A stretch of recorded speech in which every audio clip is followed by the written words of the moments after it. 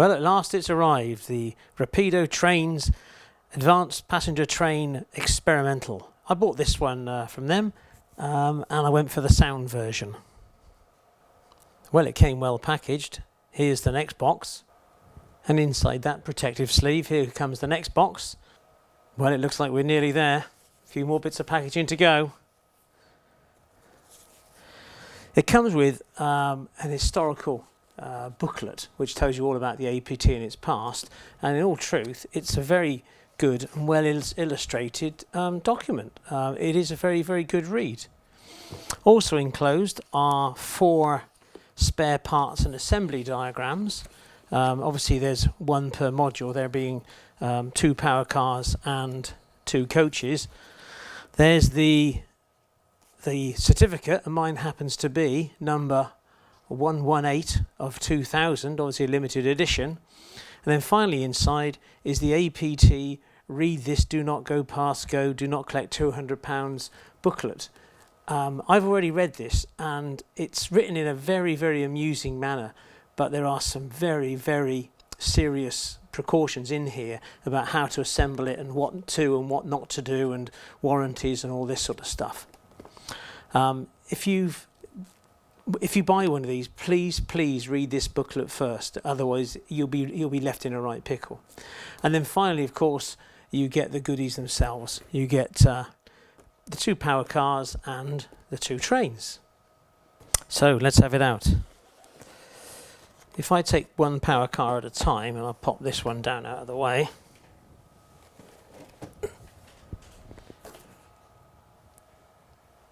And hopefully zoom you in a little bit, and then hopefully you can see the power car. It's a bit reflective in here, but that's the way we are really. So we open it up, having read the instructions of course, and it's a normal kind of instructions. There's your spare parts and buffer beams, and these are the couplings that go between the power car and the next coach along.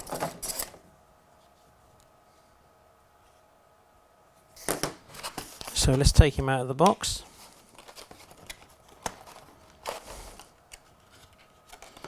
It's got a polythene wrap around the locomotive.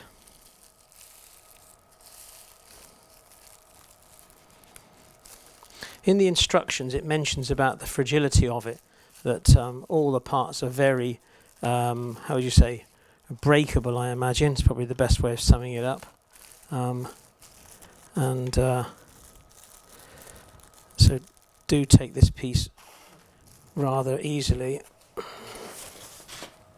Let's use a little bit of padding, and then you need to remove these packing pieces which are sellotaped up. So let's get rid of that. And there's another.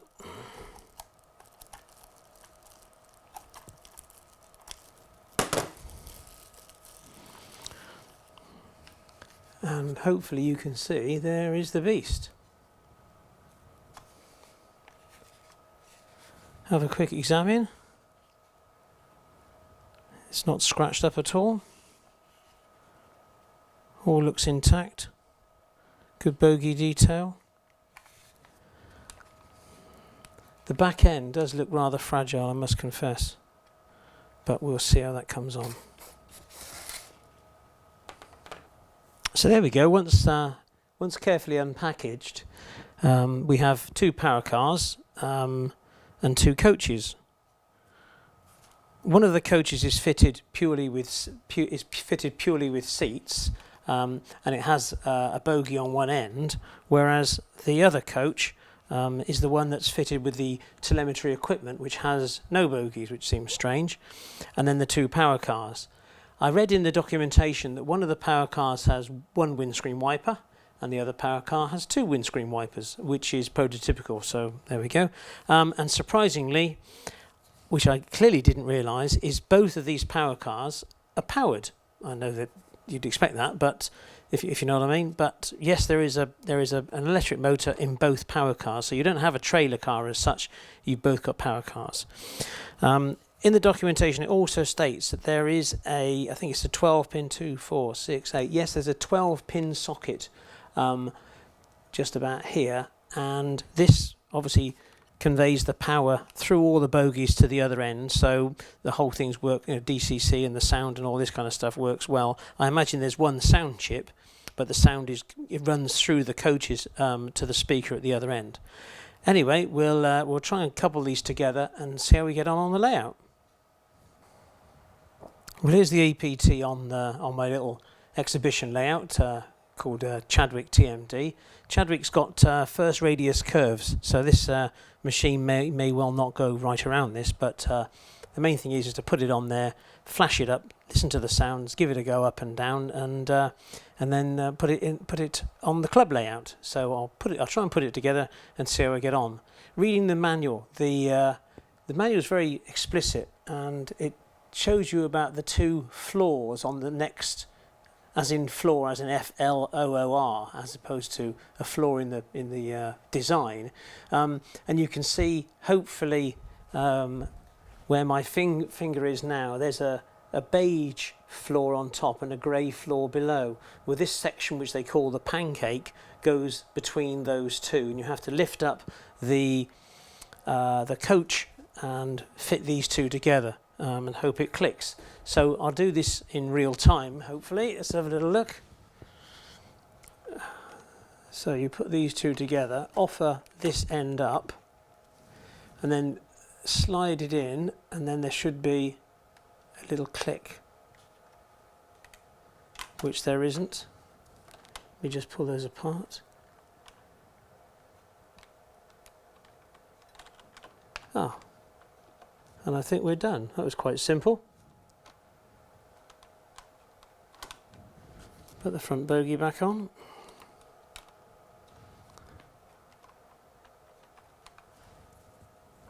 No, I'm not too sure that's right now.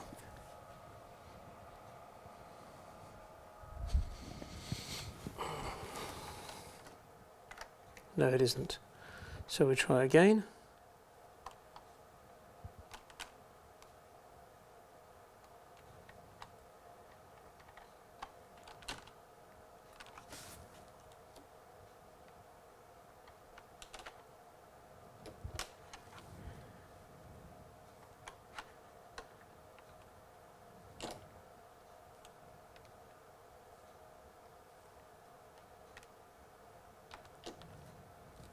We'll stop there and reread the manual, I think.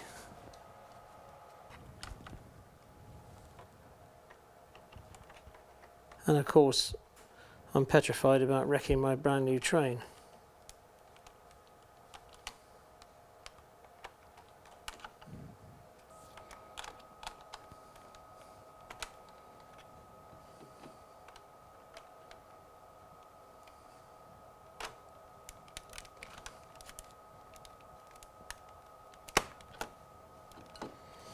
Well, got there in the end.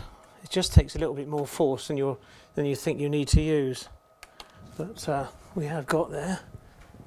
I don't know if you managed to see that. And then finally, the last car.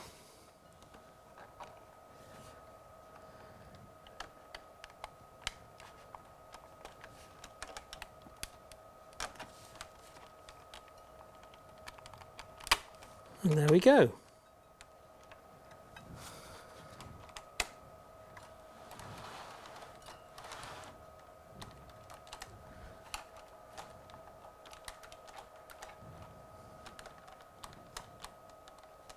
Well, that all seems good.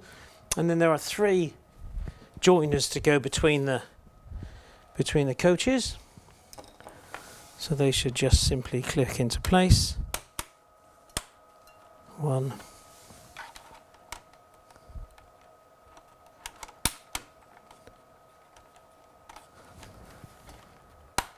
2.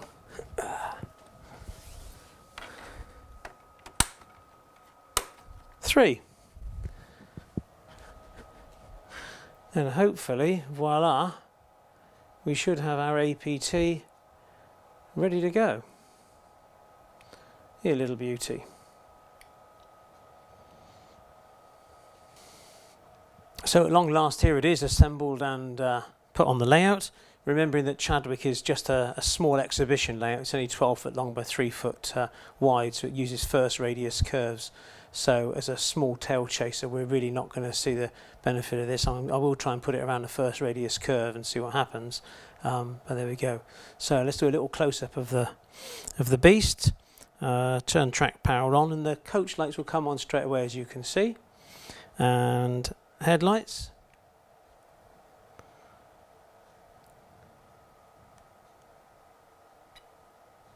Beautiful. If I zoom into those, and then when you switch to reverse, they fade and the reds come up. Can you see the cross fade, which is a nice little touch, I thought that is. So there we go. And I imagine we ought to start it up. Remember, it's got a sound in both ends and an engine in both ends, which was a little bonus.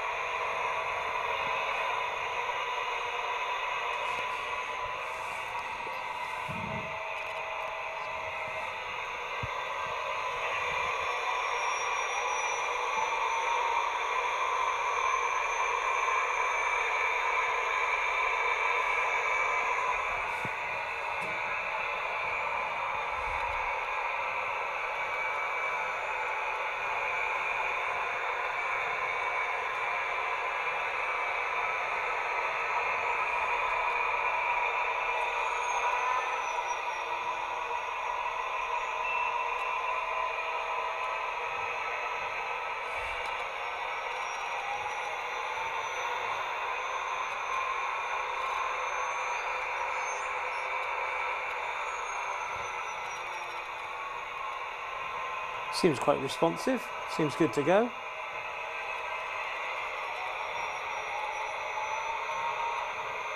It's a gorgeous noise. Great sound they put on this. So here's a more unusual view of the layout, and what I've done for the purposes of this demonstration is to show you Chadwick without the town scene. And you can see then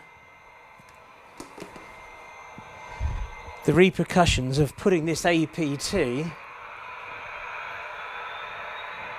around a first radius curve.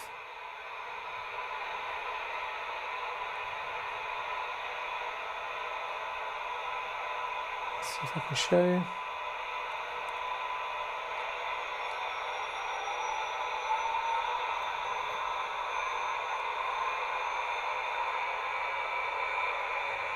Bit of an aerial view there.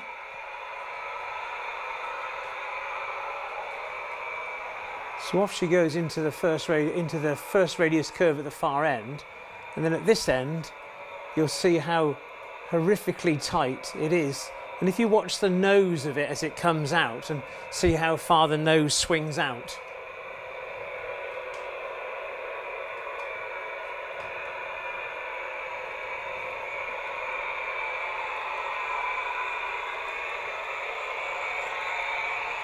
But go around first radius curves it will.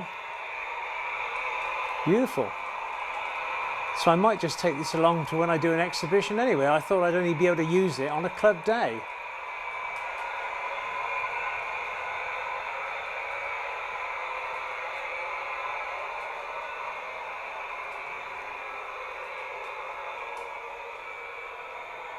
Ooh, what a swing.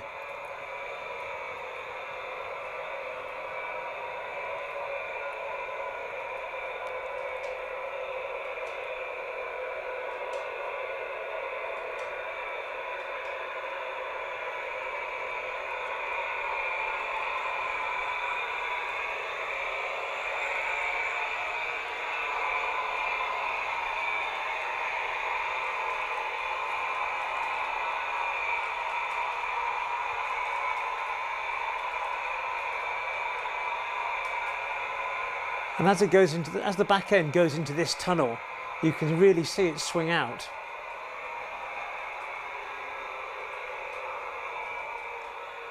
Wow.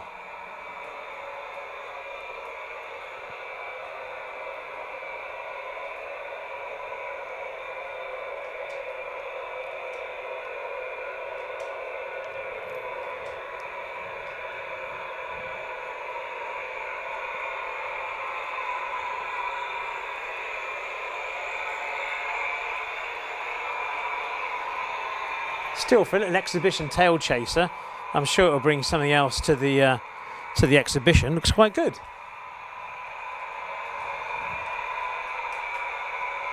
Let's take another look at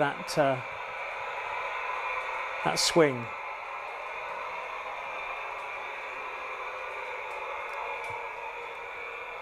Oh, that's close.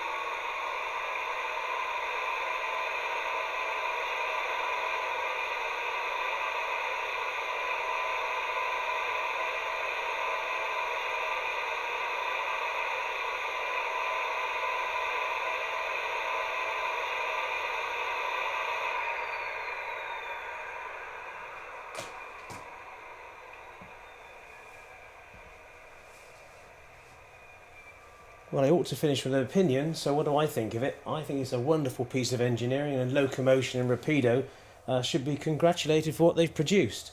There's a couple of bits I don't like. I can't seem to dim the coach lights. They seem a little bit too bright, and if you look closely into the coaches, there's a couple of springs and screws that you can see which obviously operate the tilting mechanism, which I think works beautifully on a decent sized layout, which isn't obviously on the first radius curves.